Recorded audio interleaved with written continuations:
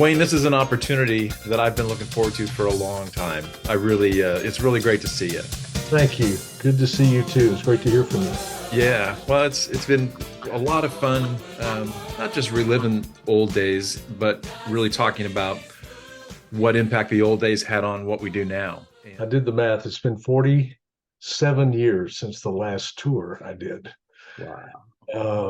So a lot has happened in 47 years. I don't think we could begin to cover all of it, but the first tour I took was with John Lee.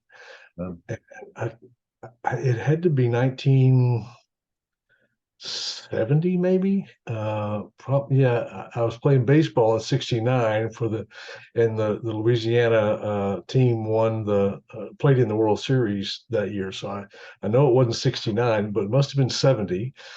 I had heard Byron Spradlin and his group in a little town in Louisiana called Winsboro, where I was born, but I didn't live in that. That was a way bigger town than the town I lived in. And we went down to see them, and I had never in my life heard anything like it. And I remember thinking, this is a recording. This is, because they're standing on those risers and they're dipping in, they're leaning into those microphones, man, and it was just magical. And I auditioned and probably sang Amazing Grace like we used to have everybody do. yeah. And I got in, and I think must have been 15 or something, and I think I was underage, but went on tour with John Lee the following summer, and I remember the paper that all the information came in. It was that green or pink or yellow copy, really rough quality, Yeah. paper with the handwritten notes and things. And we knew nothing. I mean, we knew nothing. We didn't know who Cam Floria was. We didn't know if Cam was a woman's name or a man's name. And I remember my dad wrote in response to the invitation, "Dear Miss Floria." And I mean, we were very encapsulated in our little culture. We didn't know it. So I remember flying to California, again, a very big deal, and landing through the smog in LA, Yeah. and had never seen anything like that before. And a brown layer, and then we dropped down and went out to Azusa, where the mountains hug the smog and put it into your throat Yeah. every breath. And Azusa Pacific College at the time. And it was just an introduction to so many things I had never, ever experienced in my life. So you went on multiple tours, I think, and then obviously became a director. How did that happen? Yeah, again, we could go on and on. I got married my sophomore year of college, and a couple of years passed, and I wrote to Cam, and we'd lost touch with everybody. We didn't know if it was even still going. And at the time, he needed a a chaperone couple for John Stemkowski. And because we had been married 3 or 4 months, we were chosen as the chaperone couple for John, a single man at the time. So we went on that tour, and then I directed a couple, and the one that's most memorable was an orchestra tour. That was the last one I did in '76. And here comes all these orchestra people, and I was a choral conductor, but here came these orchestra people, and they wouldn't sit down. The string players would not sit down. I was like, just have a seat. They wouldn't sit down. They're holding their fiddles and their violas and everything. They wanted to be told, "You're first, you're second." I had no clue. I had never heard them play. And even if I had, I wouldn't have been able to tell, okay, you're way better than her. So the politics of that thing started immediately. Oh, And, wow. and it was, again, coming from my little town of 1,200 people and knowing everybody and knowing what people were capable of and what their personalities were like, being introduced to people from all over the world really Yeah. was just a shock.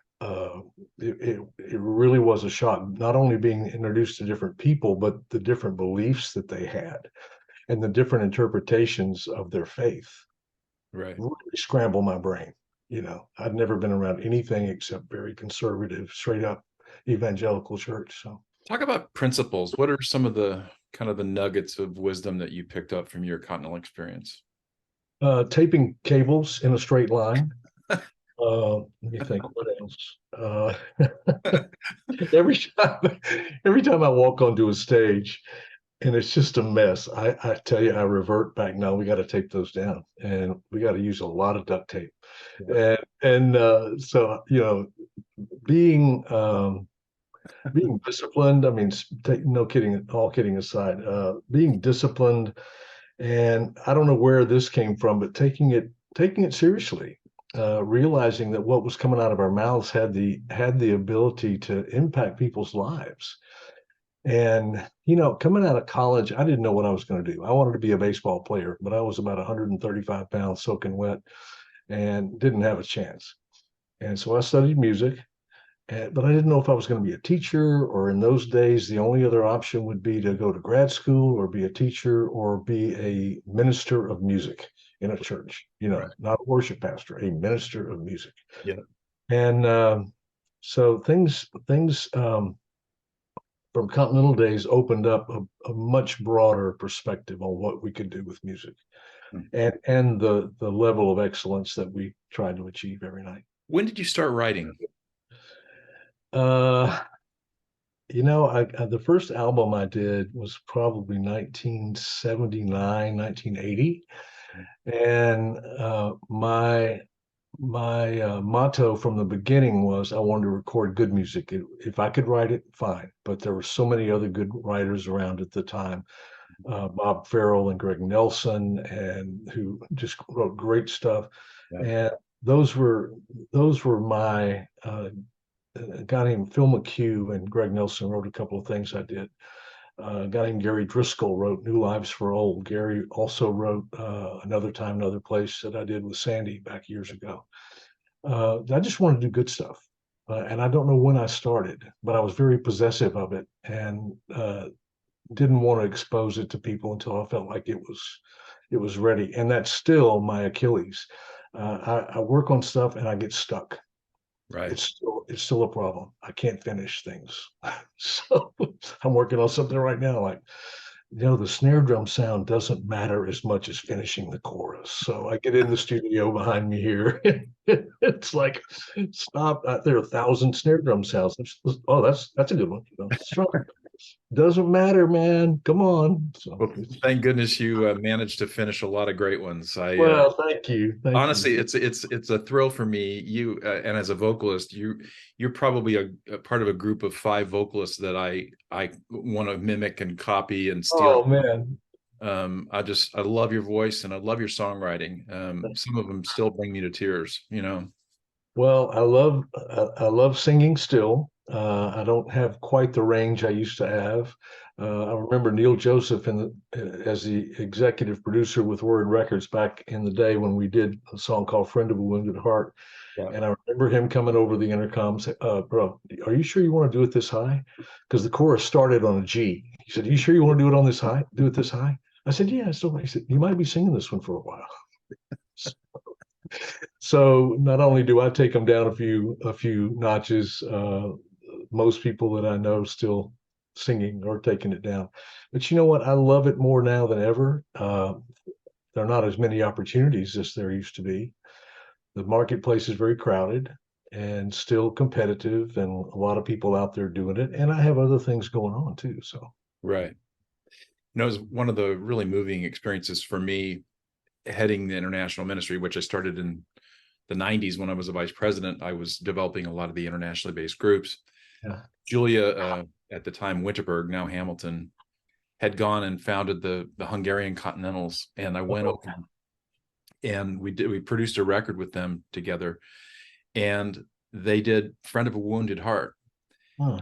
And Hungarian's a very, very strange language. You probably know that. Oh, And I don't know much about it at it's a all. really weird language, but it was so moving. It really struck me as, a guy like yourself, living at home and writing songs and then putting it out to the world, and it ends up in other languages. It's just such a powerful thought. That ripple effect of your music has been a big deal for Continentals. It really is overwhelming. Friend of a Wounded Heart came about. I was singing background for a dear old friend named Brian Tankersley, who one of my producers and a dear friend who died in 21 from COVID. And if I thought anybody in the world could kick it, it would have been him, and he's gone. And I still can't believe it. But we were singing backup on a Kim Boyce record, and he called me and asked me to come over. And while they went to dinner, I sat down at this synthesizer and just started playing, and they had it hooked up to these huge speakers. And it just inspired me. Anyway, I'm playing this chorus and just sang the chorus, Jesus, he meets you where you are. And I didn't have much of it. I had a couple of lines, and a friend of mine named Claire Cloninger, who also passed away not too long ago, wrote the chorus and some of the verse, and we did it via fax machine, via a thermal paper fax machine. And lost your picture. Sorry. I'm sorry. This is wearing me out. Let me just turn this off. Yeah, go ahead. I'll tell people that I have changed locations. Writing has always been kind of a struggle. It's never come easy. One of the songs that has been the most popular is a song I wrote after a friend of mine passed away, a song called Home Free. And I wrote it in a matter of an hour. But they don't all come that way. Have you ever wished you could gift your life-changing Continental experience to someone else? Well, you can. Your monthly giving can make a huge impact for our teams all over the world. Did you know that this year, we'll have more than 20 Continental groups on the road, communicating in 7 different languages? The Continental story goes on, so keep writing your part of it by being on our support team. And our groups will say, thank you, in 7 different languages.